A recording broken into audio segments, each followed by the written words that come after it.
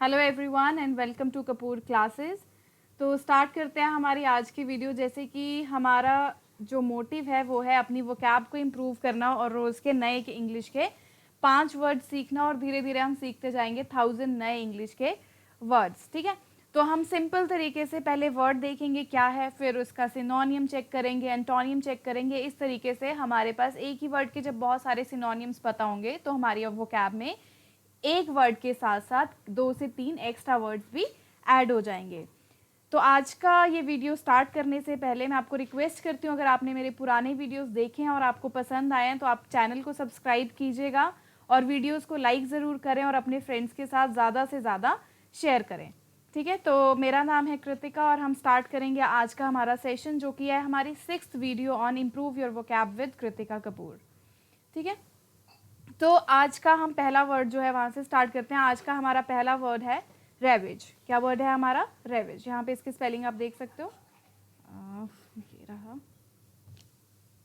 ठीक है, तो आज का हमारा ये रहा वर्ड पहला, दैट इज रेवेज। ठीक है, अब रेवेज का सबसे पहले हम देखेंगे कि मतलब क्या होता है, फिर उसके बाद उसके सिनोनियम्स देखेंगे, फिर हम उसके एंटोनियम्स देखेंगे और एक सेंटेंस देख लेंगे जहाँ हम उसको किस तरीके से यूज़ कर सकते हैं। तो रेविश का मतलब होता है कि किसी चीज़ को बिगाड़ देना, डैमेज कर देना, खराब कर देना। ठीक है, तो हम इसको बोल सकते हैं रुइन, मतलब किसी चीज़ को बिगाड़ देना। तो रुइन या फिर कॉज सेवियर डैमेज। सेवियर मतलब बहुत ज़्यादा बर्बाद कर देना किसी चीज़ को। अगर मैं हिंदी में इसके मीनिंग की बात करूं तो रेविज का मतलब होगा हमारे पास किसी चीज़ का नाश कर देना, विध्वंस कह सकते हैं, क्योंकि बहुत भारी मात्रा में जो नुकसान पहुंचेगा किसी चीज़ को वो होता है हमारे पास। तो विध्वंस भी हम इसको कह सकते हैं। तो रेवेज का मतलब हो गया नाश या फिर विध्वंस। ठीक है, अब रेवेज का मीनिंग क्लियर है? रुइन करना, किसी चीज़ को बहुत ज़्यादा डैमेज पहुंचा देना। सिनोनियम्स क्या बनेंगे इसके? क्या आप गेस लगा सकते हो कि क्या सिनोनियम्स बन सकते हैं इसके? किसी चीज़ को नष्ट कर देना, और उसको क्या कहते हैं ऐसे सिचुएशन को जहाँ कोई चीज़ बर्बाद हो जाती है? डिवास्टेट कहते हैं उसको। और कोई वर्ड होता है हमारे पास, डिस्ट्रॉय हो गया। सिंपल वर्ड्स है। ठीक है, रुइन मैंने आपको ऑलरेडी बता दिया, किसी चीज़ को बिगाड़ देना। ठीक है, तो ये हो गए हमारे पास रेवेज के सिनोनियम्स। अब देख लेते हैं रेवेज के एंटोनियम्स क्या बनते हैं हमारे पास। तो अब देखते हैं इसके ऑपोजिट क्या है, जो इसके मीनिंग के ऑपोजिट है, एंटोनियम्स है। अब किसी चीज़ को अगर आप खराब नहीं कर रहे तो उसको हम स्पेयर छोड़ दिया, तो स्पेयर हो जाएगा एंटोनियम इसका। और या फिर हो सकता है कंजर्व, किसी चीज़ को संभाल के रखना, कंजर्व भी इसका एक एंटोनियम है। तो वर्ड है रैवेज। रैवेज का मतलब है किसी चीज़ का बहुत मात्रा में नुकसान कर देना। जैसे आपने वो ऑस्ट्रेलिया की बुश फायर के बारे में सुना होगा, तो that fire ravages the forest. उस जो फायर है उसकी वजह से क्या हुआ, जो जंगल थे वो नष्ट हो गए, वहाँ पे बहुत ज़्यादा विध्वंस हो गया या फिर वहाँ पे विनाश हो गया चीज़ों का, है ना, causing severe damage. Next word देख लेते हैं। नेक्स्ट वर्ड है ब्रिस्क। मुझे लगता है शायद ये वर्ड हमने पहले भी पढ़ा है। ब्रिस्क का मतलब होता है क्विक, क्विक, एक्टिव और बहुत तेज़ी से कोई काम करना, ब्रिस्क। ठीक है, एकदम क्विक होना, तेज़ होना, हिंदी में कहेंगे तेज़, क्विक, एक्टिव, फास्ट कह सकते हैं। तो ये होता है ब्रिस्क का मतलब। जैसे कि कोई आपको कोई चीज़ समझा रहा है और वो बहुत फटाफट बोल देता है कि आपको समझ नहीं आती है, तो वहाँ पे वो जो जिस तरीके से समझाई वो तरीका कैसा था, ब्रिस्क। ठीक है, तो इसके सिनोनियम्स क्या होंगे? एक तो यही हो जाएंगे, क्विक, एक्टिव, फास्ट, स्विफ्ट हो सकता है बहुत तेज, और क्या होता है जल्दी जल्दी कोई भी चीज़ करना, दैट इज हरिड। ठीक है, हरी वर्ड तो सुना ही होगा, वहीं से बना है हरिड। अब इसके एंटोनियम्स देख लेते हैं। एंटोनियम्स क्या होंगे इसके? अब कोई चीज़ क्विक नहीं है तो वो कैसी है? स्लो है, स्लगिश है, या फिर क्वाइट है। ठीक है, ये इसके एंटोनियम्स हो जाएंगे। तो जैसे हम ये कह सकते हैं कि business is brisk at the store, तो जो स्टोर पे बिजनेस है वो बहुत तेजी से ग्रो कर रहा है, it is brisk at the store. तो इस तरीके से इसको आप सेंटेंस में यूज कर सकते हो, या फिर आप ये कह सकते हो कि she gave me the direction so briskly that I couldn't remember the things. उसने मुझे इतनी फटाफट से डायरेक्शन समझाई कि मुझे याद नहीं रही। तो इस तरीके से हम ब्रिस्क को यूज़ कर सकते हैं, जहाँ पे बहुत तेज़ी से कोई एक्शन लिया गया हो, बहुत क्विक फास्ट कोई एक्शन लिया गया हो, उसे हम कहते हैं ब्रिस्क। नेक्स्ट वर्ड है हमारे पास कॉन्स्पिक्यूअस, ठीक है, ये रहा आपका वर्ड कॉन्स्पिक्यूअस। तो कॉन्स्पिक्यूअस का मतलब क्या होता है, जैसे बहुत सारी चीजें हैं यहाँ पे, लेट्स सपोज यहाँ बहुत सारे सर्कल्स हैं। अब अगर इन सर्कल्स के बीच में ये एक स्क्वायर है तो ये बिल्कुल अलग से दिख रहा है ना,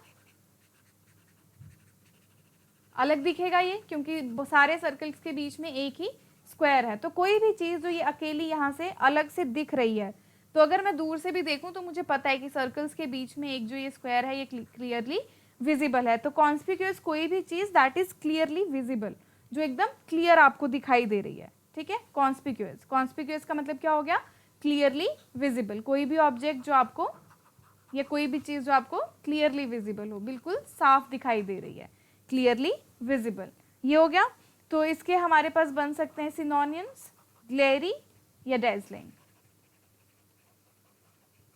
और इसके एंटोनियम्स चेक कर लेते हैं। इसके एंटोनियम्स क्या बनेंगे हमारे पास, जो विजिबल ना हो तो इनविजिबल, कोई भी चीज जो दिखाई ना दे, इनविजिबल, या फिर जो नोटिस में ना आए। ये चीज नोटिस में आ रही है इन सर्कल्स के बीच में, जो चीज नोटिस में ना आए तो वो भी क्या हो जाएगी हमारे पास, उसका एंटोनियम अननोटिसेबल। तो कोई भी चीज जिसको आप नोटिस नहीं कर पा रहे हो, इसका वो भी हो गया एंटोनियम। कॉन्स्पिक्यूअस हो गया कोई भी चीज जो क्लियरली विजिबल है, और इसका एंटोनियम हो गया इनविजिबल चीज। For example, the sign was placed in a very conspicuous spot. तो अगर आप सड़क से जा रहे हो जहाँ पे वो साइन सिंबल्स लगे होते हैं, टर्न राइट, टर्न लेफ्ट या डेंजर अहेड कुछ भी, तो वो बिल्कुल क्लियरली विजिबल होते हैं, तो आप कह सकते हो the sign was placed in a very conspicuous spot. तो जो साइन था वो वहां से बिल्कुल ऐसे स्पॉट पे लगाया था जहां से वो क्लियरली विजिबल था। क्लियर है थर्ड वर्ड। नेक्स्ट देखते हैं। तो नेक्स्ट वर्ड है हमारा आज का डिलेक्टेशन। डिलेक्टेशन जो है ये यहाँ से आप देखो तो डिलाइट वाली, इससे यहाँ से इसका कीवर्ड बनता है डिलाइट से सिमिलर, तो इसका मतलब भी यही होता है। डिलेक्टेशन का मतलब होता है डिलाइट एंड प्लेजर, कोई भी बहुत ही खुशी वाली चीज, ठीक है। तो ये हो गया प्लेजर या फिर डिलाइट।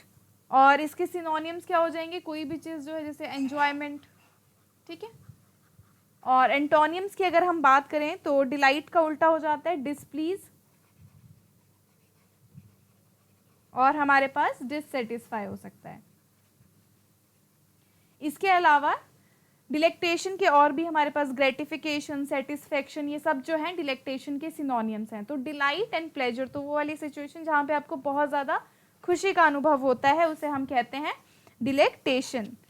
और आज का जो लास्ट वर्ड है वो है हमारे पास एडल्ट्रेट। एडल्ट्रेट जो है ये आपने साइंस में भी टर्म सुनी होगी, एडल्ट्रेशन। तो ये वहीं से वर्ड है एडल्ट्रेट। एडल्ट्रेट होता है किसी भी चीज को अशुद्ध कर देना, ठीक है, डिग्रेड कर देना।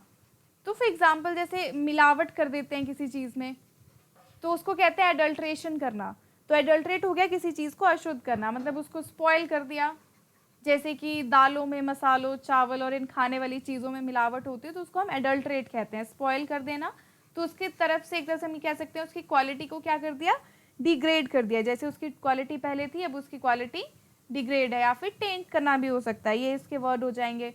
एक वर्ड हमने पहले भी पढ़ा था किसी चीज को अशुद्ध करने का या खराब करने का या किसी चीज के खिलाफ कुछ वो करने का, डिफाइल। ये मैं आपको पुरानी वीडियोस में पढ़ा चुकी हूँ, तो ये भी इसका एक सिनोनियम हो जाएगा, या फिर कंटेमिनेट करना। तो ये हो गया एडल्ट्रेट करना, किसी चीज को अशुद्ध कर देना, मिलावट करना ताकि उसकी क्वालिटी जो है वो डिग्रेड हो जाए, एडल्ट्रेट।